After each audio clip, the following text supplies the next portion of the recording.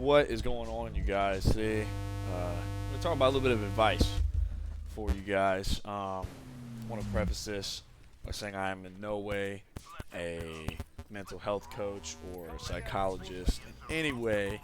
I am a 21-year-old that has nothing about life figured out yet, but trying my best on my own spiritual journey. Hopefully, I can impart some knowledge on you guys to help you out with yours. Alright, so most of you don't know me, but I'm pretty big into the gym. I work out. I'm decently big, you know. And I'm always preaching to everyone. I'm always saying, strength is important. You have to be strong. You need to be strong enough. You need to get stronger. You should always be working on your strength. And it's for a multitude of reasons, right? One, you'll live a long life. You'll be happy. If you have kids one day, you'll be a strong role model for them, especially as a man. But the biggest reason for that, and I feel like a lot of people don't talk about it often, is you need to be strong enough to be weak, or violent enough to be a pacifist, right? Violent enough to be peaceful.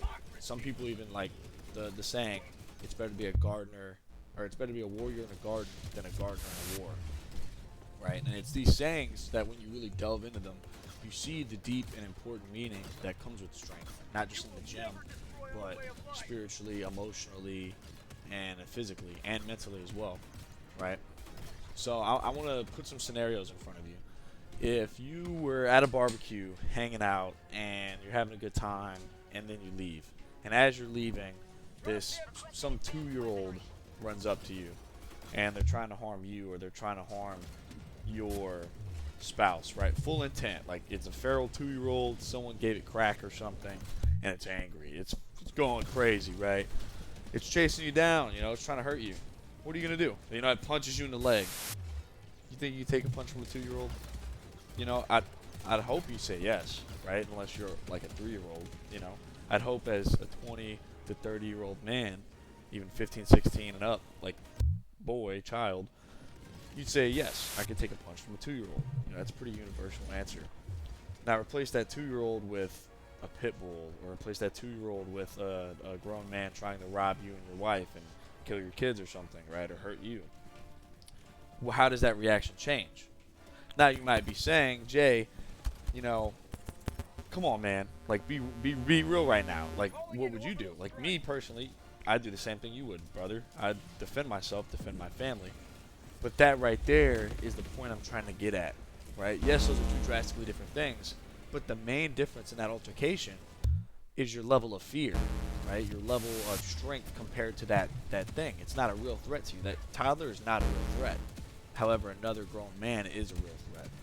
And, in a perfect world, you'd be able to get strong enough that a grown man wouldn't be a threat. I don't think anyone will ever get to that point, right? Because no one's going to be strong enough to take a bullet or a knife. But you take that theory and take it down from the extreme, right? Obviously, you always have to defend your family. I fully believe in that.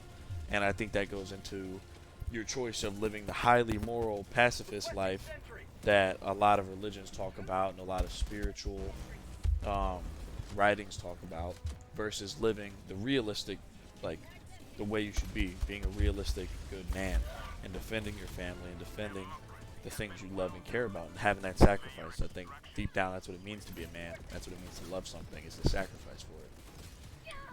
But going back to the topic of this video, right, being strong enough that you don't have to retaliate. The stronger you are, the more of life's problems you're going to look at like they're toddlers, right? It's like me and my girlfriend. If my girlfriend starts an argument over something I don't care about, I can react to it better, and I can treat her better in that sense, right? If she's freaking out because when I texted her, I only put 2 heart emojis instead of 1, that's not that serious of a deal, I'm going to go, I'm sorry, baby. And I'm going to send her 3 hearts this time, fucking 4 hearts the next time, to make up for it. And that's a complete reaction out of pure, not just logic, but empathy, right? It gives me the option to feel empathetic for this person, But if we get in a situation where she says something that ticks my nerves, strikes deep down in my ego and my pride, and I'm not strong enough to deal with that and handle that emotion and work through that emotion before I respond, then I'm just going to say something mean and ugly, She's like, well, fuck you, that's why your dick's low. I'm turning, well, fuck you, bitch, da-da-da-da-da-da. You know what I mean? And then Neither of us are better from that. At that point, we're just using each other as emotional punching bags. You know, you want to apply it to the business world, right? If you're strong enough economically and you have enough money, you won't do something stupid because Mike from HR stressed you the fuck out today, or because you lost your job. You're not going to do anything as crazy because you have that financial background. And this isn't by any means me shitting on people for having these reactions. Most of the time, they're legitimate and justified reactions, right? No one likes being vulnerable. No one likes being afraid of things. But what I am saying is that if you get to a point where you're strong enough in any aspect of life, whether it's economically, physically, mentally, emotionally, spiritually, that you get tested by something and there's that level of adversity, the weaker you are, the more things are going to seem like a threat to you. Like if I go out to the bar, I'm a pretty big dude. I'm 6 foot, about 230, lift a lot, squat a lot. You know, I run a lot. I can fight pretty good. If I go out to the bar, especially with my woman, and we're hanging out, we're having a great time, and this dude bumps into me, spills my drink, looks at me and goes, "Fuck you, dude," right, and gets in my face. Well, if I don't see that dude as a threat, there's two ways this is gonna go. If I see that guy as a threat, I'm immediately gonna go into defense mode. I'm gonna be fearful. I'm gonna think this guy can seriously hurt me or my girlfriend. God forbid I'm carrying, right? At that point, it becomes an altercation that could end in someone losing their life. If I have a knife, he might get stabbed because I'm legitimately scared of this guy, right? If this guy tries to attack me, it's a life or death scenario. I have to escalate it to the point of almost ending his life. Whereas if I'm strong enough, right, if it's a guy that's like half my size, he's skinny, frail, and he obviously is not a threat to me or my girlfriend, that fight can either be, one, resolved with me going, "Hey, brother, let me buy you a drink." And there's no reason it can happen for a bigger dude, right? But it won't for a lot of people, right? And that's part of being the bigger man. But we're not talking about being the bigger man right now. But if I'm just straight up not afraid of this guy, I'm just going to look at him and shake him off, right? And then maybe he does hit me. I know for a fact I can take that hit. I don't need to be as reactive to it. I can sit back for a second and be like, "All right, you good? Chill the fuck out," right?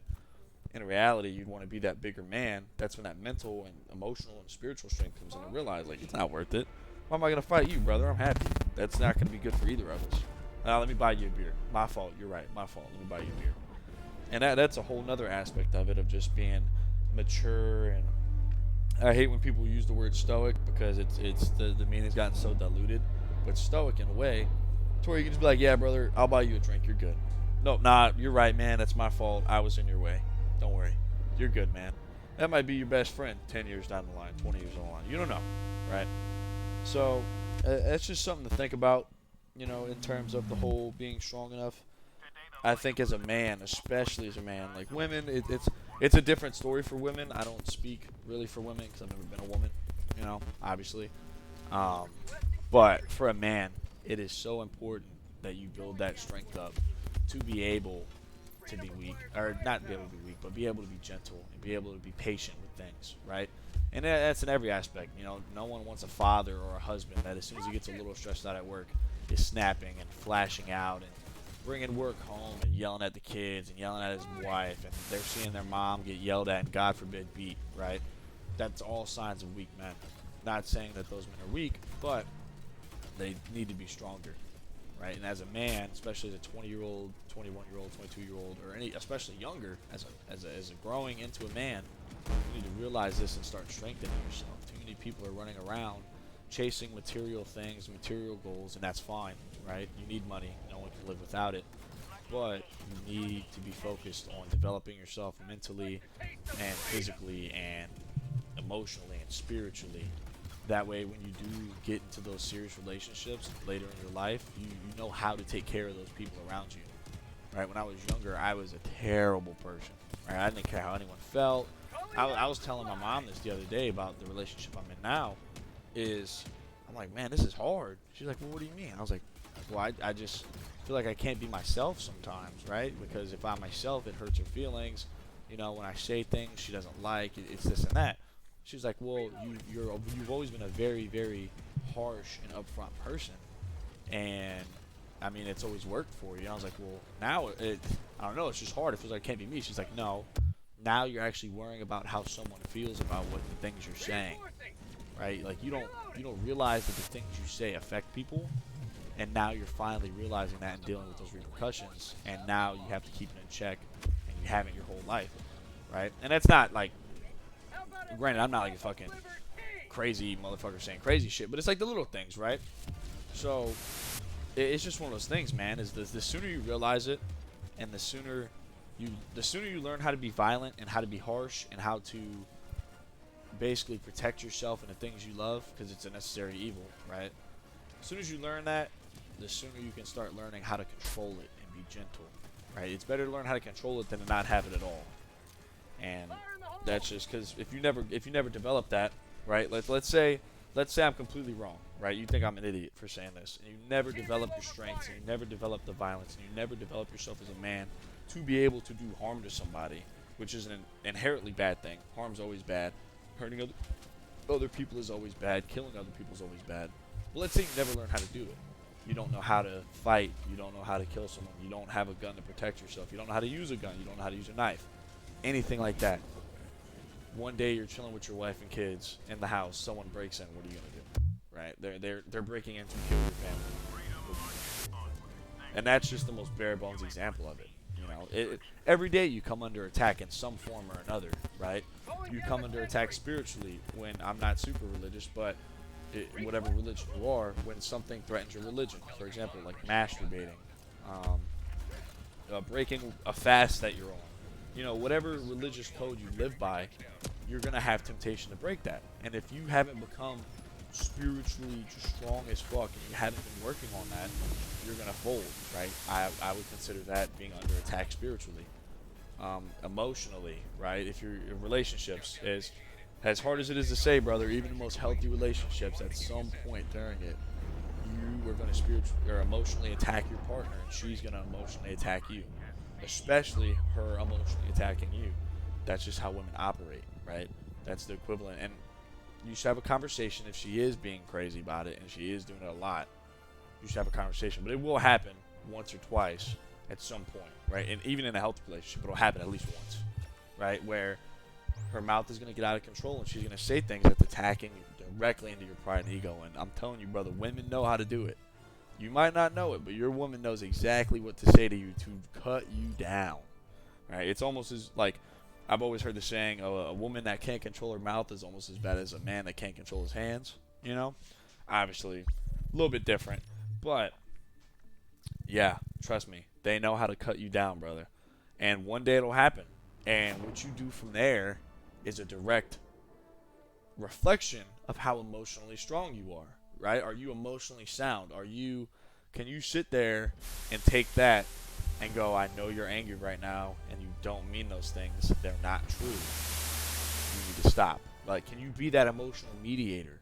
Which is almost what, as a man, what you need to do, right? Because everyone wants to say, oh, well, an emotional and mature woman would never do that. A masculine woman would never do that. All right? You go into the laws of masculinity and femininity, somewhere in there, I don't know where, but somewhere in there, when a woman is truly being feminine, she's emotional. Like, women are emotional creatures. Men are logical creatures. If your woman's not being emotional with you, she probably doesn't like you, brother. I'll be real. Even the toughest ones you'll ever meet, right? My woman, when I met her, she's tough as nails. 2-3 months down the line, started to open up and soften up around me, right? It's just how women naturally are when they're with a man. So at some point, you're going to need that emotional strength. We did emotional, we did spiritual, we did physical. I mean, I've been talking about physical this whole time. It's the easiest way to get the message across. What else is there? I feel like there's another one. Mental strength is, in my opinion, the most important, right? Whether you're trying to play a sport, any wrestlers out there, you know what I'm talking about. Football players, especially in the South, you know what I'm talking about. It's super hot. It's like 102 degrees. You got football practice at 3 o'clock in the afternoon after school.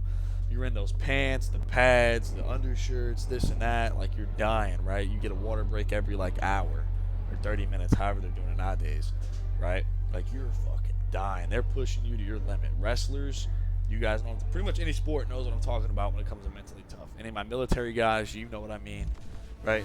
So whether you're playing a sport, whether you're going through some kind of selection for the military, whether you are just going through day-to-day life, working a 9 to 5, man, that mental strength is going to be huge. because your emotions will wane up and down based on the chemicals in your brain. That mental strength will remain there in the background, and your ability to push through things when you feel like shit is massive as a man. It's how countries are built. It's how things get from A to B. It's how children are raised. It's how men become good men because they see their fathers pushing through the bullshit, right? So it's kind of good that I saved this for last because this is one of the hugest things. If you are not doing things every day to consciously, mentally push yourself and mentally grow yourself, right? And your partner too. Women also need mental toughness. So you should be seeking a partner with mental toughness as well. You know, and that comes along with things like keeping your word, even if you don't want doing things you don't want to do in general, right? If you don't want to, there's some days I wake up, I don't want to work out. I still drag my ass to the gym, right? And a reflection of that is people go, oh my God, are you on roids? Are you on sauce? How are you growing so fast? Nah, brother, I just do this every day, you know? It's about doing the things you don't want to do when you don't want to do it, when you least want to do it, because it's the right thing to do. And also putting those long-term goals over the short-term goals. This is where you come into your things like your discipline, your just willpower in general, right? And part of it is intelligence as well. Like you need to be striving to be smarter and smarter. That way you can make more informed decisions on things around you, right? You're not walking around making bad decisions and doing dumb things. You know, you're making that easier on you. There's a certain threshold that you'll never cross with mental strength. Like, end of the day, like it's already predetermined. You're going to push as much as you can to mentally strengthen yourself. There are some things your body will shut down and can't do. You can only push through so much mentally, right? That's where building up the other aspects of your strength make that easier, right? Think of it as two bars, right? You have one bar that's your mental capacity. It's like once you hit that, that's all you can go. That's a lot higher than, let's say you're doing something physical, you're on a run. That mental strength usually is lower. Let's say you pushed it up to be max. That's your mental strength is going to be a lot higher than your body can take. Your body's going to be a little bit under it, right? So it's a matter of what's going to fail first. And the mental strength aspect of it is to strengthen yourself mentally so that your mind never fails first. It's always your body. That's a great sign that you have pretty high mental toughness and strength. And it applies to everything, right? Like for me, example. I'll give you guys a huge example. Be vulnerable for a little bit.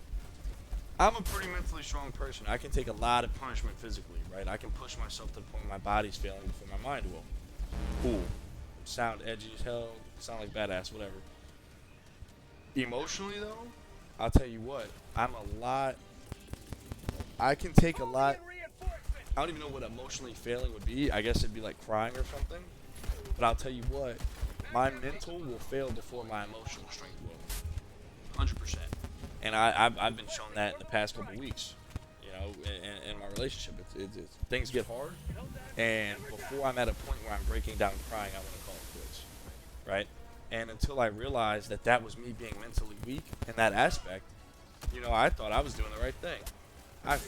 There was a point in time where I fully intended on ending things with the person, and in the past, and now looking back on that, I've realized that was mental weakness, right? It was partially fear. It was because I wasn't emotionally and mentally strong enough to take the pain of being hurt and fucked over. So I just wanted to block that off and run away out of fear of being hurt. You know, it works the same as if it was the physical aspect of it. The same way you'd run away from a fight and not even get into the altercation, even though maybe this altercation is the right thing to do, to defend your honor, to defend your woman, to defend something. Like, this altercation is the right thing to do, but you're running away because you're scared of getting hurt. Fixing this relationship is the right thing to do, but you're running away because you're getting hurt. You're scared of getting hurt. You're not getting hurt. You're scared to get hurt, right? And that's where it comes into things like, I don't even want to date a woman because I'm just going to get messed over because there's no good woman in the generation. You don't know that. There's plenty of good women, just like there's plenty of good men, right? If you sit back and you look at yourself and you go, I'd be a great guy in a relationship. I'd be a great boyfriend. There's a woman out there that's doing the same thing. She's seeing all this crazy shit going on and being like, damn, I wouldn't be like that. I would be a great woman. Why can't I find a man, right? So it's just in every aspect of it, brother. Like 9 times out of 10 when you're running away, you're either running away from your problems or you're facing them. 9 times out of 10 you're running away, and at the end of the day, It's out of fear. You know, you may think you're tough. Oh, I'm running the streets. I've got this woman, that woman, this woman, that woman. I used to do it too.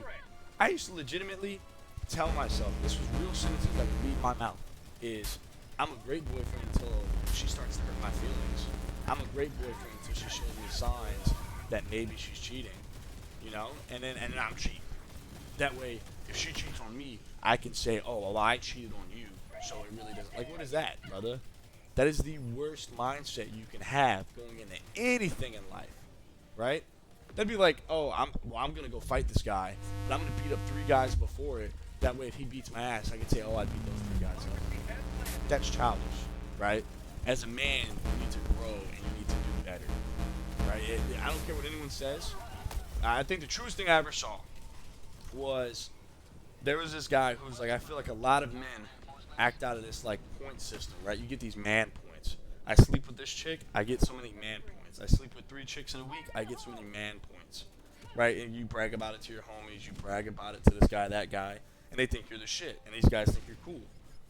And once you realize that that exists, because it does, once you accept that that exists, you realize how many things you're doing out of the want of the approval of others, right?